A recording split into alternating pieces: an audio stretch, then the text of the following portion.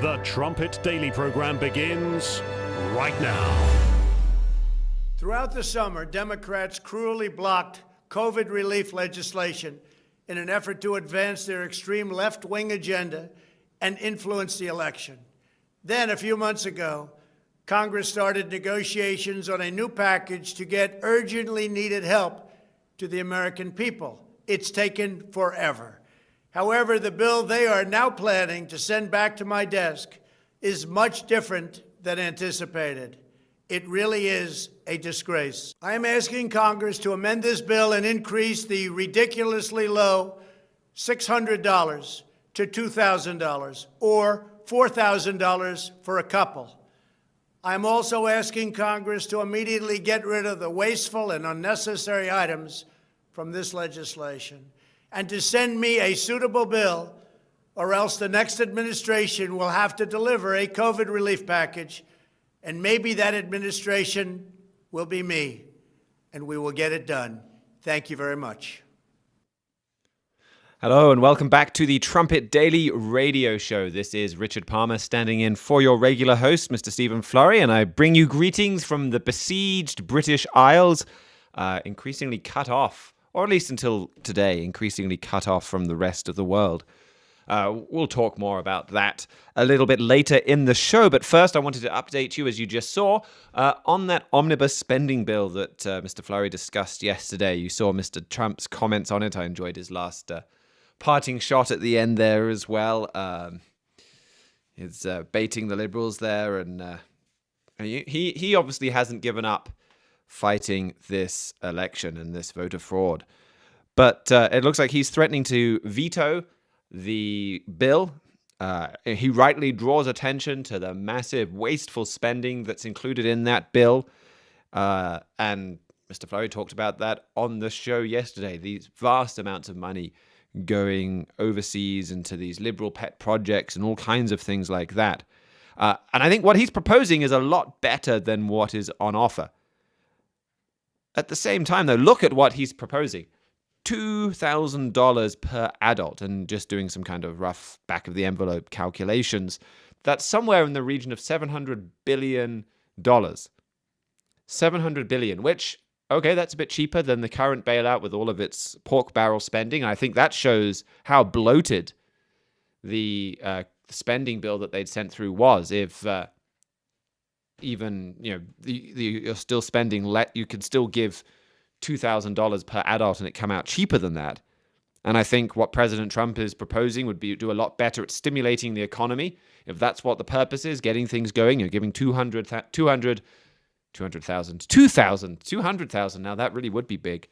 I've got to be careful on my math today. I was talking about that a bit later. $2,000. That's going to get the economy going much better than a lot of the pork barrel spending and things like that were in the old bill. So I think it's a much better stimulus bill, a huge improvement. But on the other hand, look at where we've got to now with America's spending. Where is this money coming from? It's not coming from taxation. It's not coming from money that America's set aside. I mean, really, it's not even coming from borrowing. I mean, yes, America's borrowing the money, but who's America borrowing from? Well, for a lot of this extra spending, the extra borrowing is coming from the Federal Reserve. The Federal Reserve is printing the money and then using that money to give to banks to then go and buy up US debt. So basically, President Trump is promising to print money and then hand it over to the American people.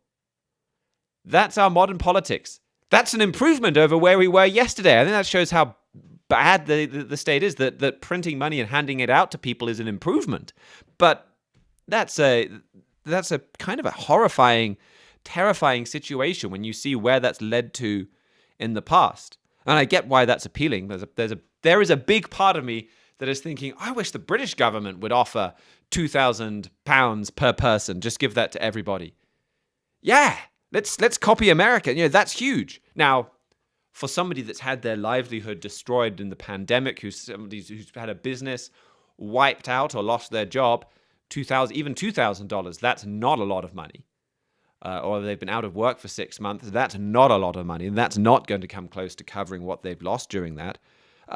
But if you mercifully haven't had a big drop in income due to the pandemic, $2,000 per adult, $4,000 for a family, that is a lot of extra money coming right from money printing. This is where we are in US politics. Different candidates vying for your vote by promising to print your money.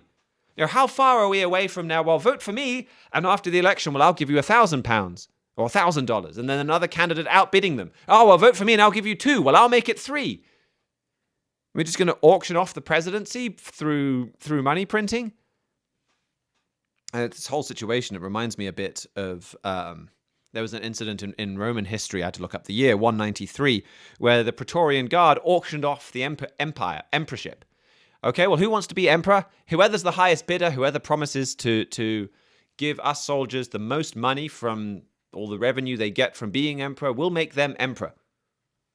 And they just sold it off to the highest bidder. It feels a bit like where we're going in the United States. And that didn't end well for the Praetorian Guard and the Roman. It ended up getting the Praetorian Guard wiped out, really. And the status that they held getting destroyed. And if we just keep printing money and handing it out to people, that's going to destroy America's economy. And that's going to cause a lot of suffering in America, but around the world as well. So just a shocking amount of money being discussed at the moment. We did have a really good article on this subject yesterday that went out in our trumpet brief. America's COVID bailout is loaded with expensive nonsense. You can get that up on our website, thetrumpet.com. And then that was our daily email that went out yesterday. If you're not getting those daily emails, I'd really encourage you to sign up to that. So you could go and read that on our website if you want more. While we're on the subject of money and spending, Grabian put out a video of the top 20 media moments of 2020. It's a bit too long to play on the show. I think it was about 13 minutes. It would take up a very good chunk of the show. But it was a great little video, really powerful, just to put together some of these different contortions and contradictions that we've been seeing in the US media. You'd see these news anchors talking about how violent the anti-lockdown protests are, how wrong it is to be protesting during a disease pandemic. And in the background, you would see people just standing around with American flags. There was no violence on the cameras, and the media was there telling you, well, this is violent. And then you see the Black Lives Matter protests, and you see the shops and the cars on fire. And then you see the media, the same talking heads talking about how peaceful these protests are and how wonderful it is that they're braving a pandemic to stand up for what they believe in. I don't know if there's ever been a year for 2020 for obvious media deceit. Maybe there've been bigger years for media deceit, but it really seems like it's on display at the moment.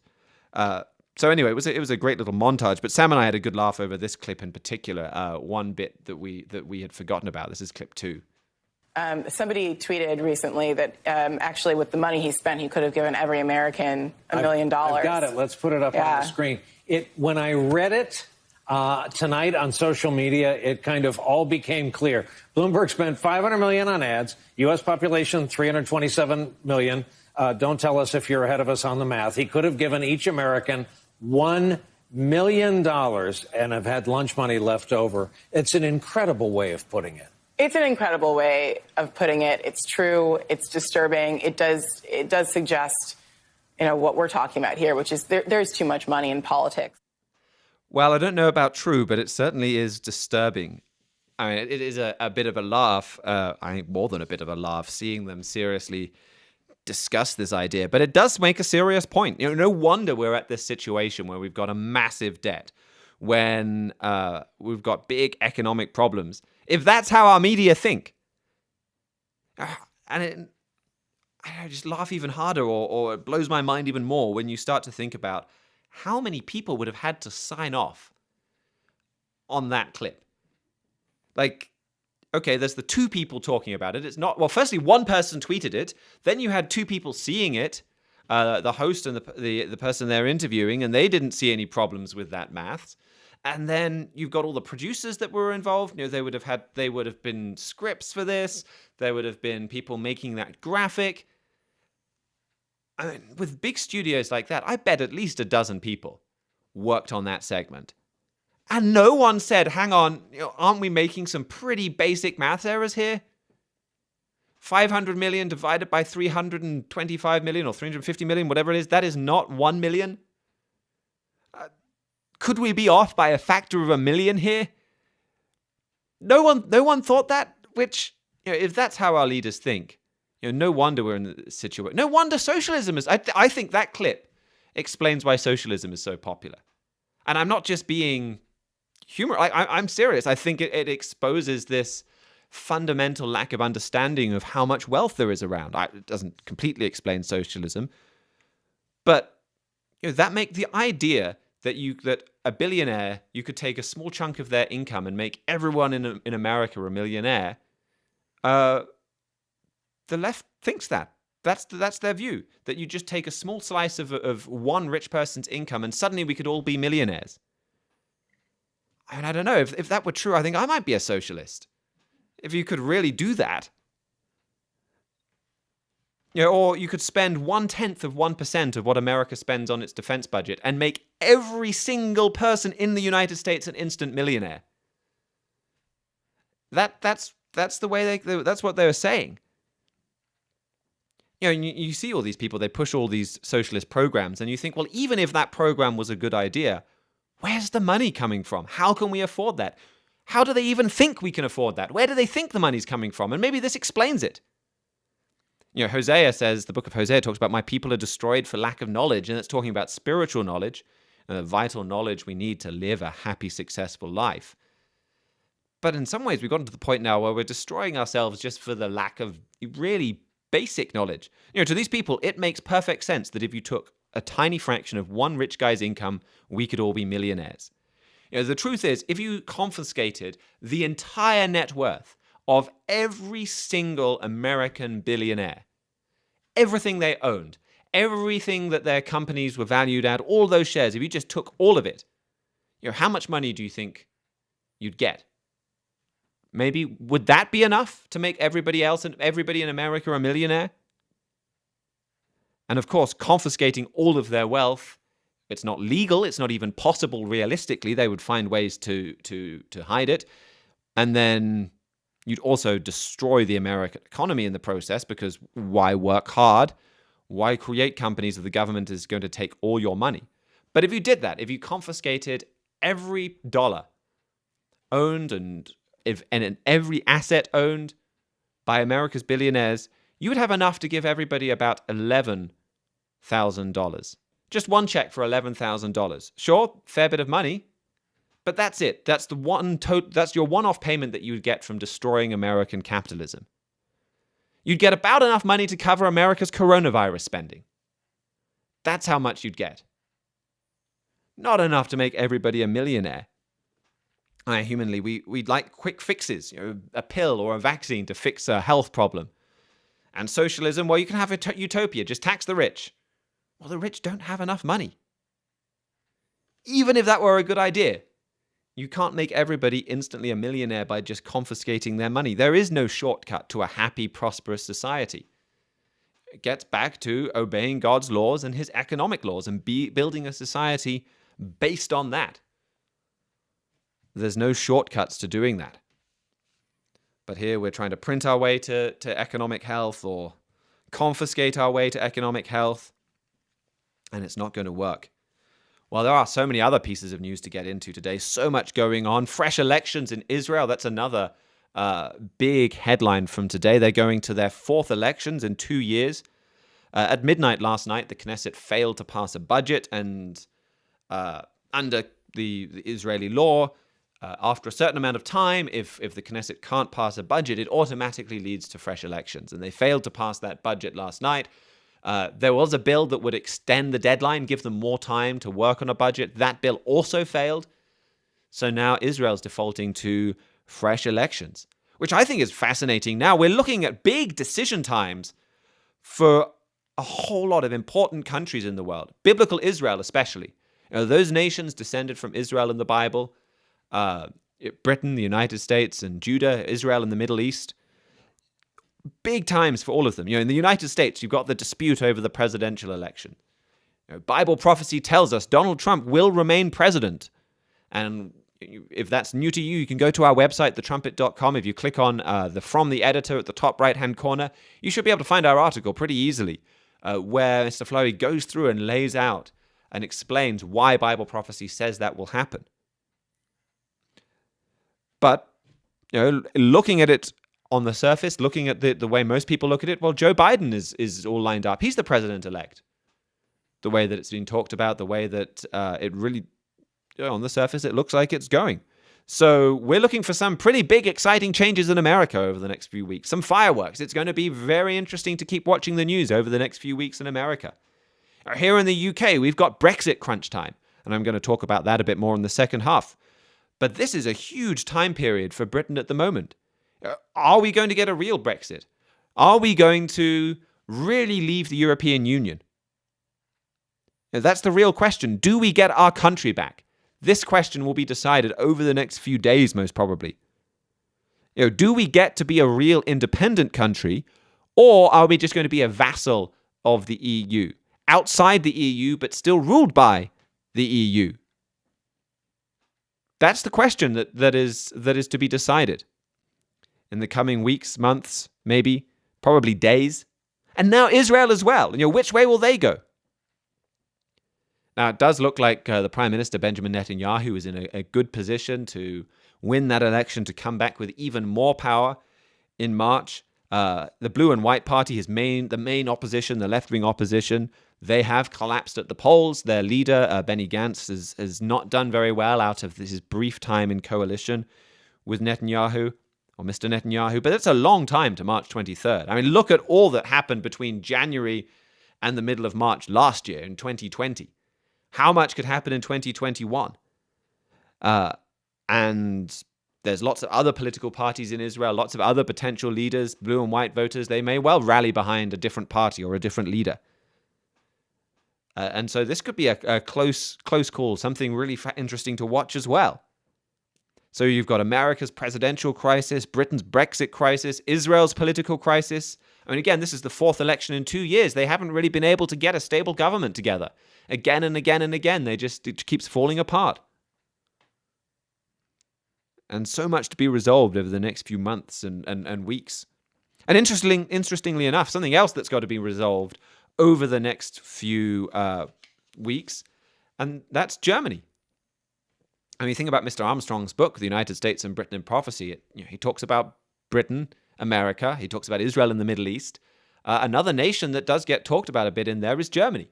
And it's an interesting decision time for Germany over the next few days and weeks. German Chancellor Angela Merkel, she's been a lame duck leader for quite a long time now.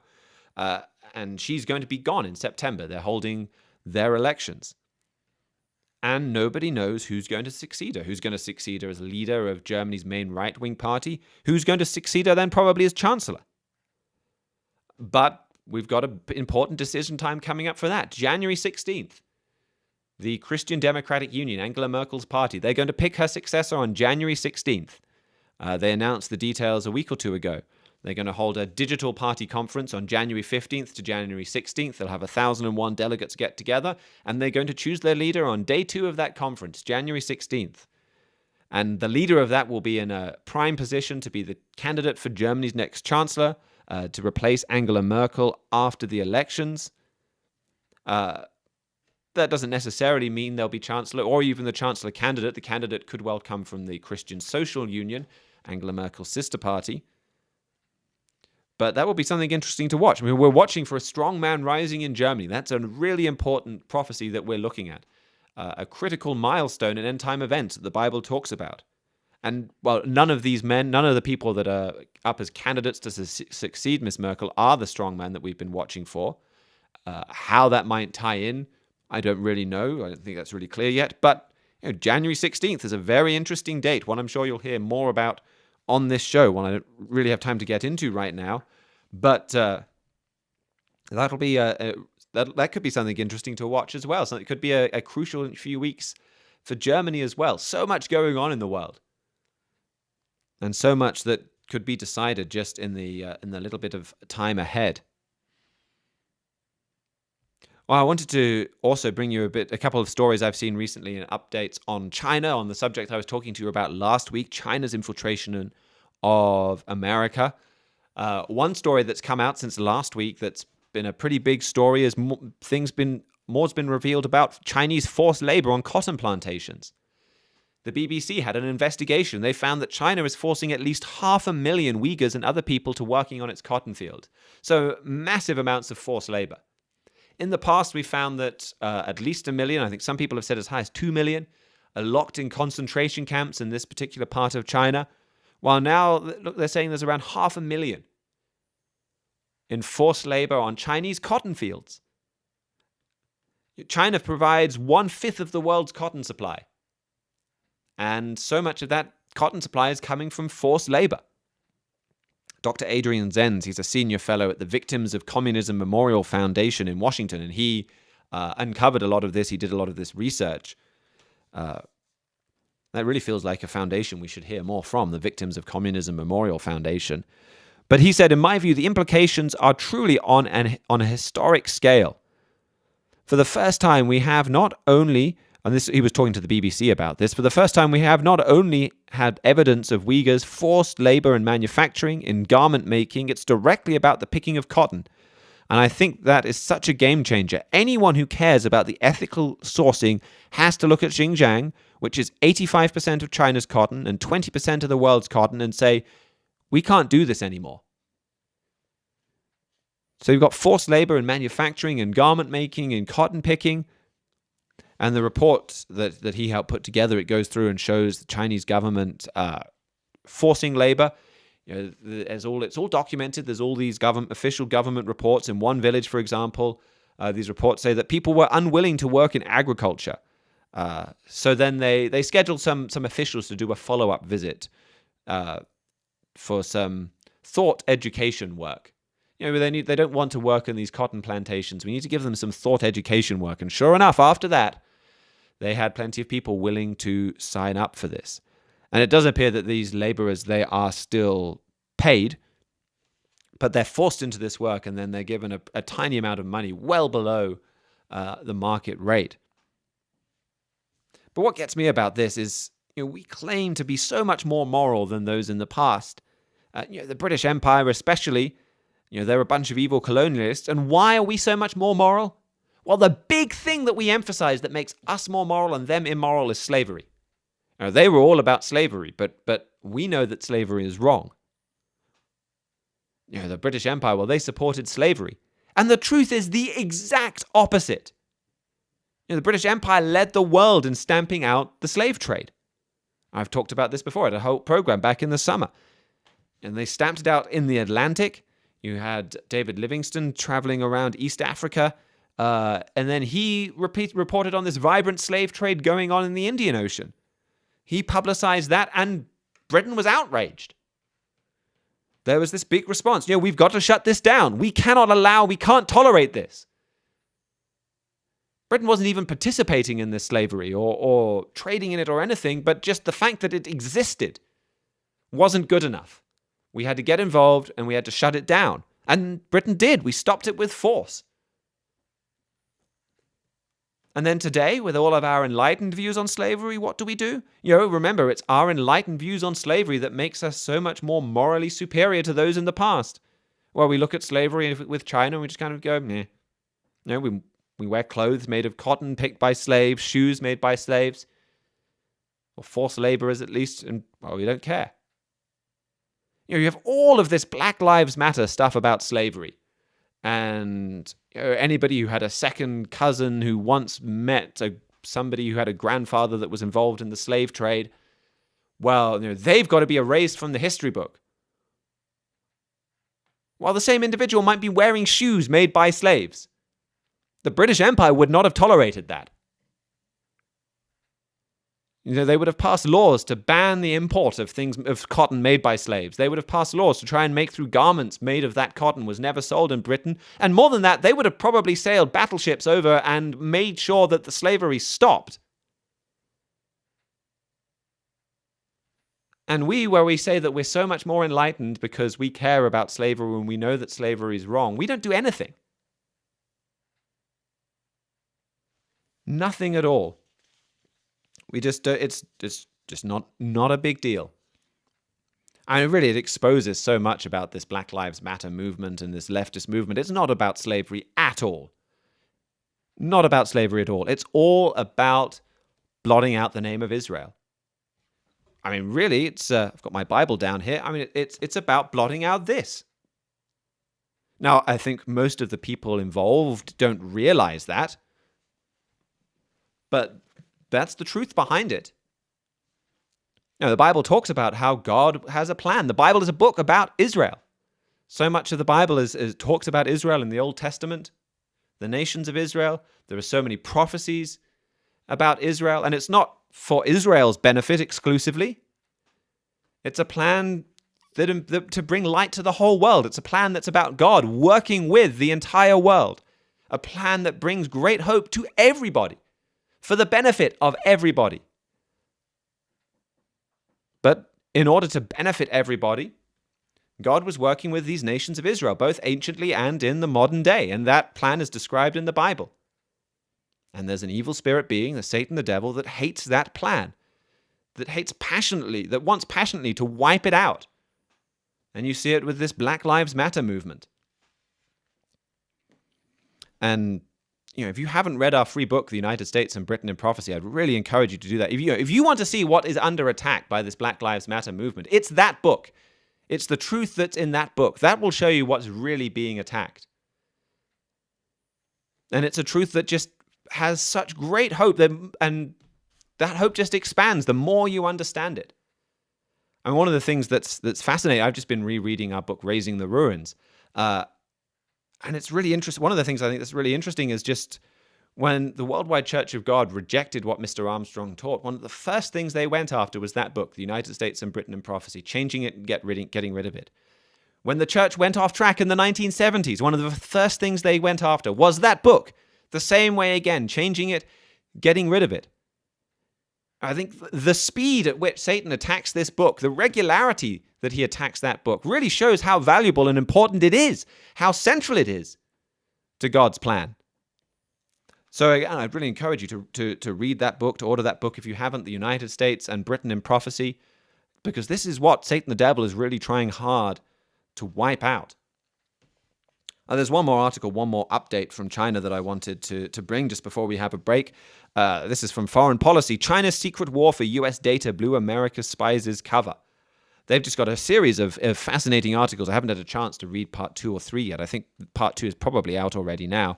But these series of long articles showing that, well, China and America, there's a lot of fighting going on behind the scenes, or fighting's not really the right word, I guess, but covert intelligence competitions and things like that. There's a whole hidden battle going on even at the moment, and going back several years. I mean, this article kind of goes back to how starting in 2013, China seemed to know who all of America's agents were overseas.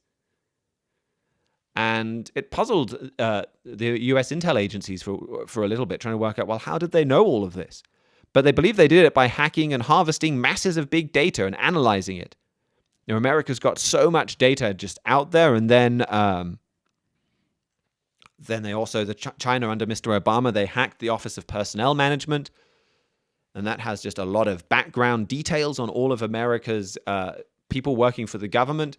Now, I don't think it really says, well, so-and-so is working for the CIA, but it gives enough information about people for you can go through and mine that data and work out who is likely to be an intelligence operative. They quoted William Evangina, who they called in the United States as top counterintelligence official. He said, China is one of the leading collectors of bulk personnel data around the globe, using both illegal and legal means. Just through its cyber attacks alone, the PRC has vacuumed up the personal data of much of the American population, including data on our health, finances, travel, and other sensitive information. And so they've been using that to go after the United States. The article talks about as well how back in 2010, China was kind of shocked to discover just how heavily they'd been infiltrated by the CIA, and that rampant corruption in China made that possible. It made it easy for the CIA to bribe people and then to buy promotion for the people that they bribed. And that a big part of China's anti-corruption drive was all about actually fighting off the CIA. This is why they tried to purge corruption. They were trying to shut this door that they were getting infiltrated under. But this article concludes the Chinese now have had unprecedented insight into the workings of the US system. The United States, meanwhile, was flying with one eye closed when dealing with China, with the CIA's carefully built network of Chinese agents utterly destroyed. The debate over how to handle China would become increasingly contentious, even as China's ambitions grew.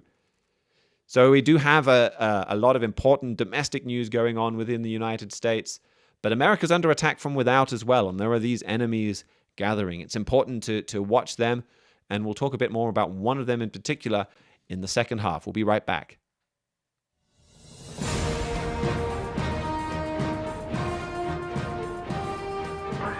This is KPCG FM, and this is the Trumpet Daily.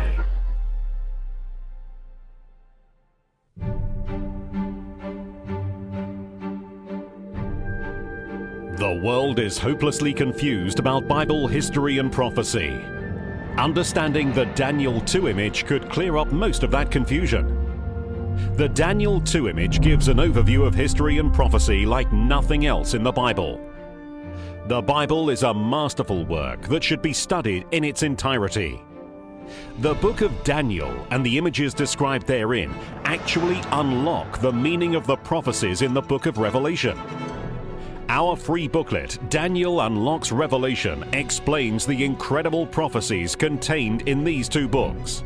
Studied alongside your Bible, this booklet, Daniel Unlocks Revelation, will bring the history and prophecy of your Bible to life.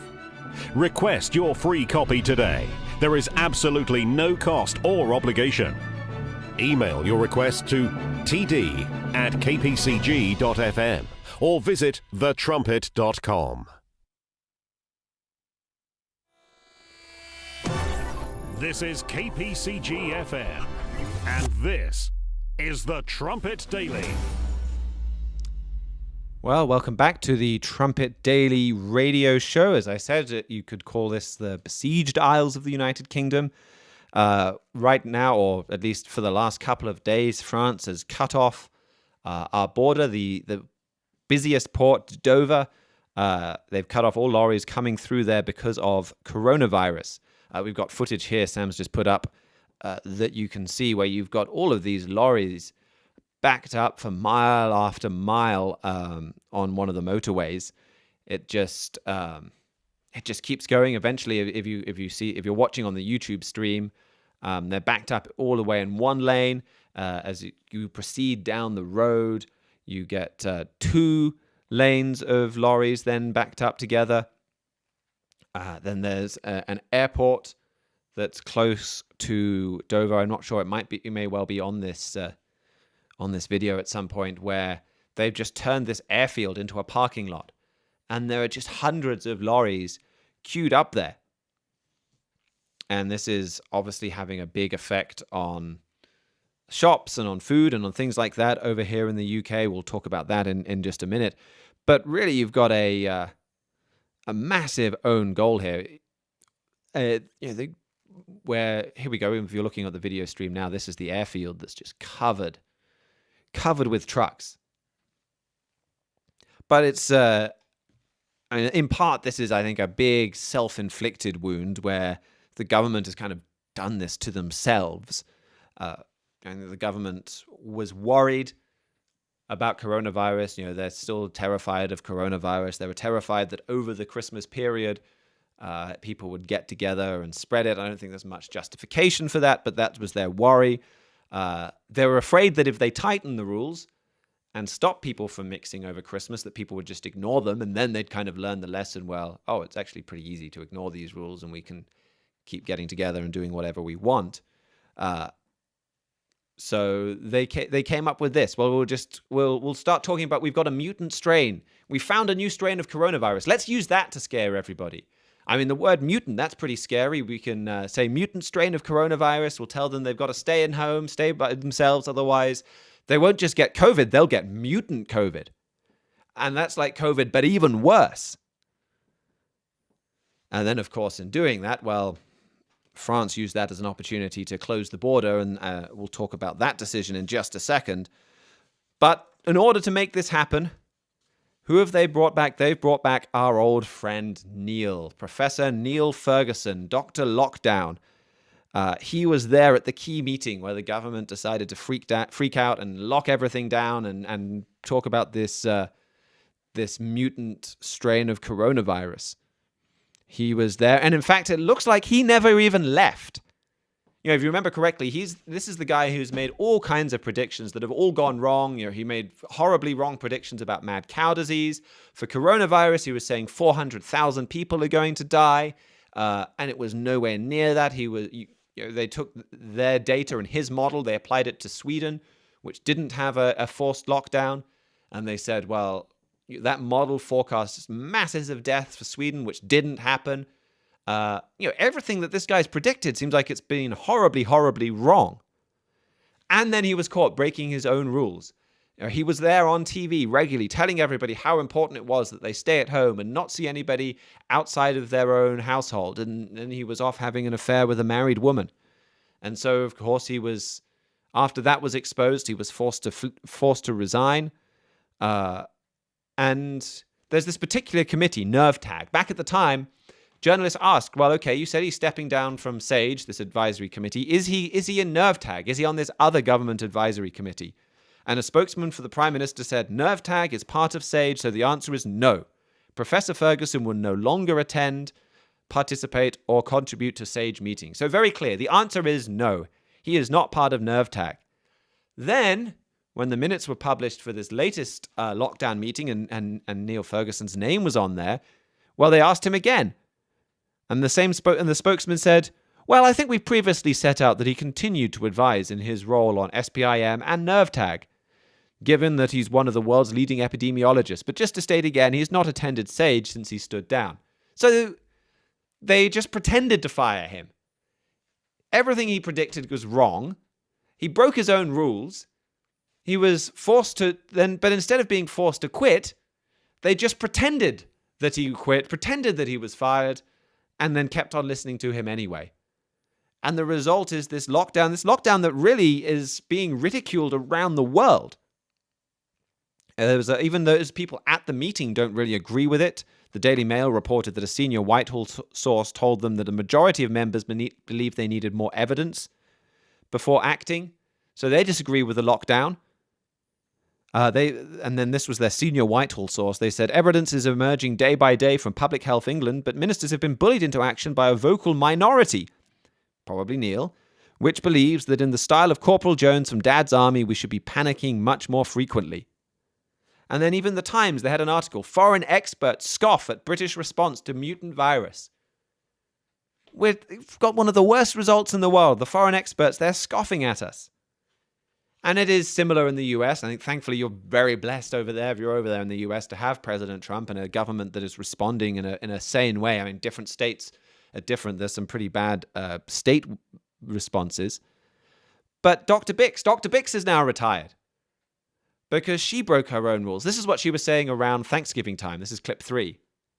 You need to take it upon yourself to be restrictive. You need to not go to these places. You need to protect your family now. And really watch, if your family traveled, you have to assume that you were exposed and you became infected, and you really need to get tested in the next week. You need to stay at home. You must not travel. And if you travel, just assume that's it, you've got it. That's how dangerous this is. Turns out she left the state to get together with several generations of her family from different households. And then she announced yesterday, she's retiring now after she's been caught out by this. The Federalist writes, the day after Thanksgiving, she was caught traveling with multi-generational family members out of state to one of her vacation properties on Fenwick Island in Delaware. Birx told the American press everyone on the Delaware trip was part of her immediate household, even though those involved lived in 2 different houses. That was the same that Professor Ferguson used. Well, or maybe it was his person that he was meeting with. We considered ourselves one household. I mean, we did live in 2 different houses, but we self-identified as the same household. It's just all this lies and hypocrisy right at the top with all of these coronavirus lockdowns. But back to Brexit, back to what we're seeing in Britain, because there is an important story for the world here and a warning for the world here. We're meant to be leaving the European Union in just a few days in the end of the year. And, well, what it looks like is that this talk of a mutant COVID strain gave France an excuse to try and push hard on Brexit. Closing the borders. It seems like a lot of that was all about Brexit. A French official said, well, we could have helped the UK battle COVID. We didn't have to close the borders. We could have helped with this new strain, but you're leaving the European Union, so we had no choice. In other words, well, if you hadn't been leaving the European Union, or maybe if you'd been keeping with a closer deal after the European Union, we wouldn't be doing this. The Times wrote in one of their articles, officials at Downing Street were incandescent, the source added, convinced that the Élysée, this is where the French President Macron is, the French White House, you could say, was trying to leverage the new strain of coronavirus to apply pressure in Brexit negotiations, and that President Macron was motivated by a need to appear decisive in his own votes to his own voters. So that it's more part of pressure for a Brexit deal. And so the ports were shut down for 2 days from Sunday night, and I think they were opened up finally the early hours of this morning. This big port, and it's interesting to see what effect this has. I mean, we have a clip of what you got in the supermarkets as a result of this lockdown. We can play some of that images at the moment of this closure, where you've got empty produce, things running out in supermarkets. Now, a lot of that, I'm sure, is because of panic buying. There were stories of people queuing outside supermarkets at 5 a.m. this morning and things like that. So, there's still things there. And we did have, I think we probably had it worse with the start of the coronavirus with disrupted supply chains and panic buying. But still a big impact. And it's a big impact for something that is really a pretty small-scale siege when you get into what was actually going on. And 80% of the trade at Dover was still going forwards between Britain and France. If a container was traveling by itself, that container could keep going. So if you had a container on a train or on a boat, and then that was coming to the UK to then be picked up, that was fine. What was blocked was lorry drivers coming from the UK going back to Europe. They weren't letting the lorry drivers through, and then, of course, the lorries and the cargo they were carrying. So it was just the cargo that had to come on the back of a truck with a human, coming from Britain to France. So that was about 20% of cargo. And lorries could go from France to Britain, but haulier companies, they didn't want to send their lorries and their drivers somewhere where they weren't sure they could get them back. So just that relatively small-scale siege, well, that led to empty supermarket chains, to panic buying, to supermarkets warning that we're going to run out of fresh produce when we open up after Boxing Day, after the Christmas break. We're going to run out of produce. We're going to run out of fruit and vegetables.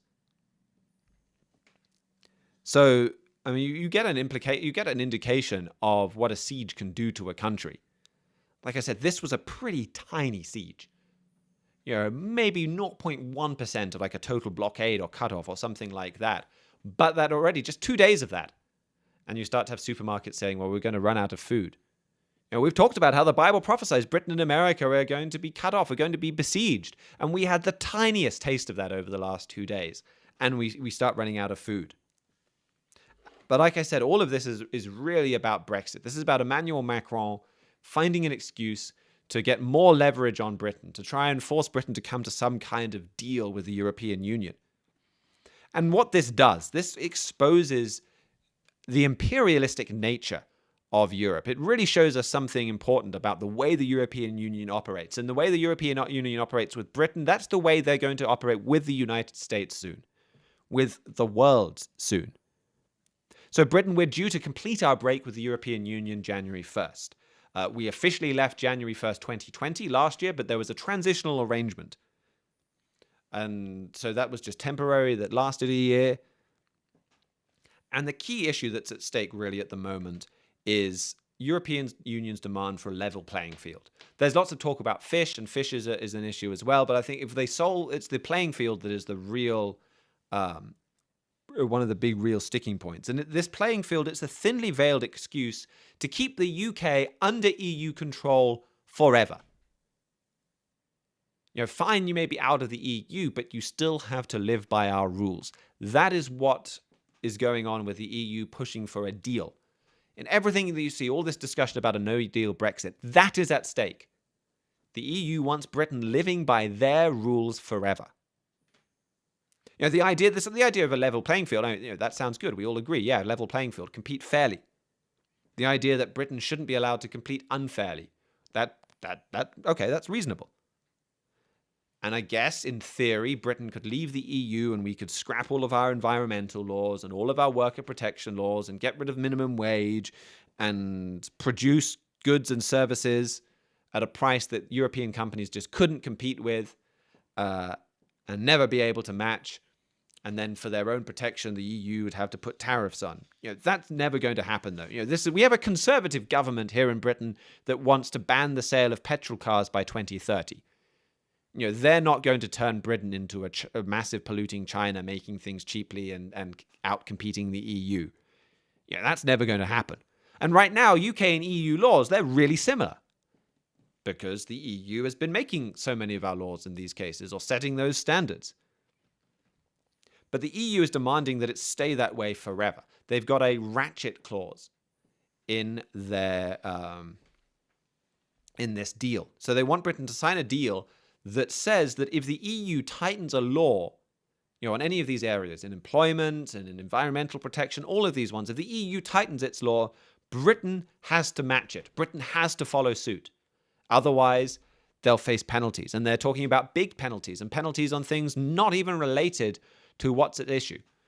So anytime the EU changes one of their statute, and the EU, they've got a mind-boggling array of rules. I should have brought one of those clips that talk about all the different ways and rules they regulate. Maybe they change a regulation on milk or on bathroom towels or roads or pay or how much time off people get. Any of those things. And they're saying, well, Britain, if we change that law, you've got to change too. And if you don't, we can put punishing tariffs on you. And so if we agreed to that, it would mean we'd be ruled as if Britain were an EU member, but then just no say in how those rules are set. The Telegraph's Ambrose Evans-Pritchard, he wrote, "The mechanism is intended to lock the UK into Europe's regulatory and governing structure permanently. So we'd give up the right to set our own labour law, environmental law, business policies, even taxation and whether we can give companies tax relief, those kind of things. And then the EU would be the one to decide if we'd done enough to match those laws, or if one of our laws broke one of their laws. They would be the deciding ones. They would be the judge, jury, executioner. They would decide if we'd broken it and what the penalty has to be. And there'd be no appeal mechanism. We'd just have to take it. And so far, the Prime Minister Boris Johnson, he's refused to sign off on this. He's saying that it'd be better to leave the European Union with no trade deal and conduct trade with no special treatment. They're still pushing for a deal, but he's at least looking like he's going to planning on going through with that, and we'll see. But Ambrose Evans-Pritchard talked about how the European Union is trying, in that case, if Britain leaves without a deal, they're trying to make countries make it as difficult as possible for Britain to try and force them to come back and submit. He said the Commission is instructing member states to engage in a systemic non-cooperation policy, insisting that the UK must be forced back to the table as soon as possible. Hardliners think the EU will have to accept even worse terms after facing the trauma of port chaos, pauperization, and further fracturing of the Union. And that's really what was going on, I think, earlier in the week with France. It's okay, well, no Brexit, no deal Brexit. You're thinking of going that way? Well, we're going to find an excuse to cut off your port for 2 days. That's what it's going to look like. This mutant strain of coronavirus, it's all over Europe. It's not even unique to the UK. There's no public health reason to cut off Britain. But it does start to send a message. Well, okay, this is how we're going to treat you if you're going to go with a no-deal Brexit. And Ambrose Evans-Pritchard, in that article, he talked about the way the EU forced Greece in submission in 2015, and they want to do the same now to Britain. And he argues Britain may be much harder to intimidate, and he may be right. I mean, we'll see how this plays out. At the moment, it's looking like maybe a no deal. They're talking about maybe extending things again. That might happen. There might be an 11th hour deal today or tomorrow. They've kind of put that as a deadline, and if they miss that, they'll probably put another deadline. So we'll see, and maybe if Britain sticks to their guns, they'll get a good deal out of the EU. It's possible, I guess, and that the EU will be forced to back down from these demands in the face of losing a massive customer. We'll see. But at this stage, what we can see for certain and what we can say for certain is we can see this imperialistic nature of the European Union. They just can't let go. They can't give back control.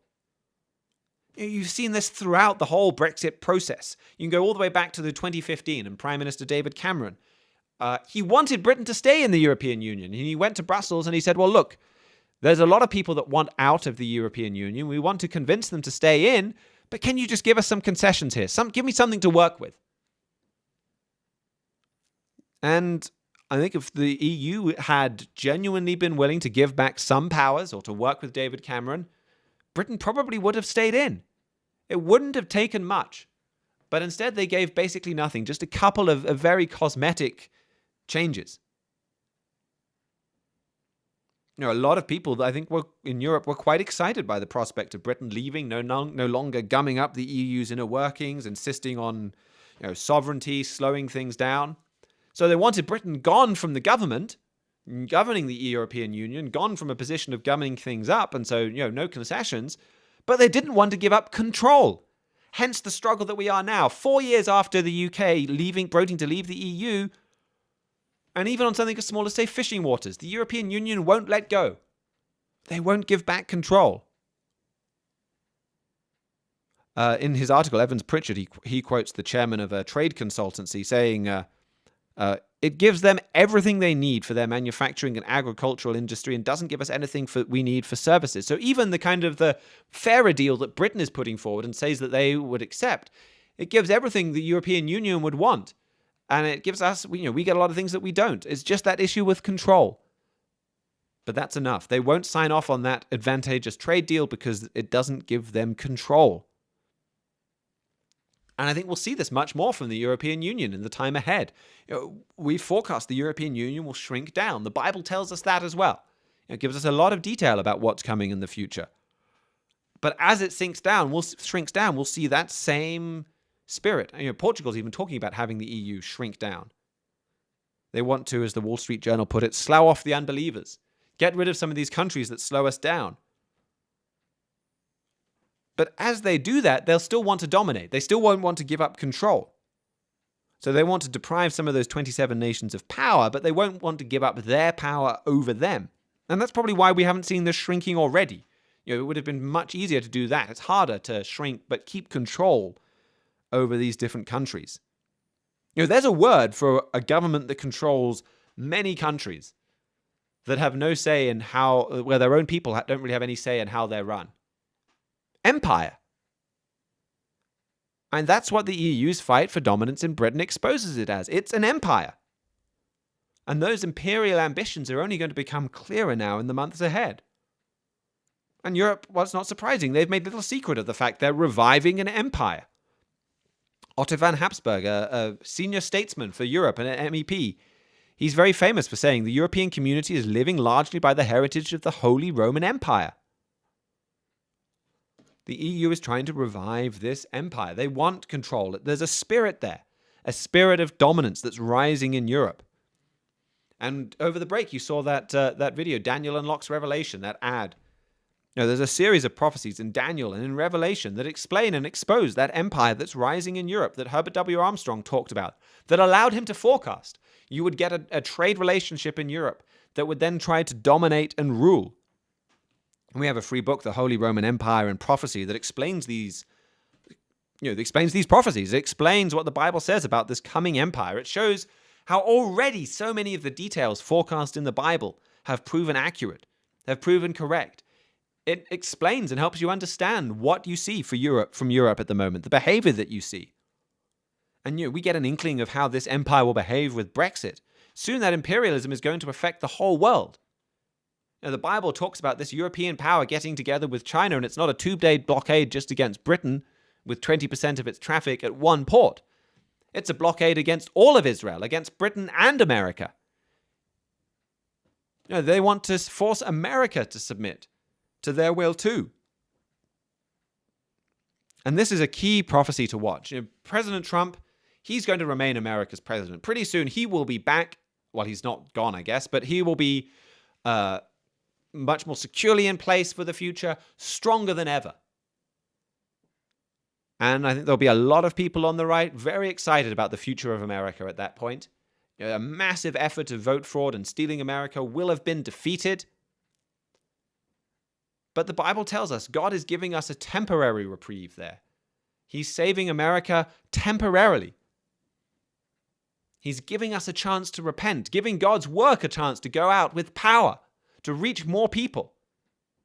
But if we don't change, well, he's still working. He's raising up Germany. He's raising up some of these other powers that are out there, and he will use them to punish and correct Britain, America, Israel. And then, he'll do whatever it takes to make us turn to him. That's the positive here. He will bring our nations to him, and he's not going to let anything get in the way of that. And he does have a plan for Israel, for this whole world. And he is going to not let anything stand in the way of that plan and bringing those blessings to the world. Well, that is about all I've got time for. If you want to get in touch with us, you can do that. You can email us at td@kpcg.fm.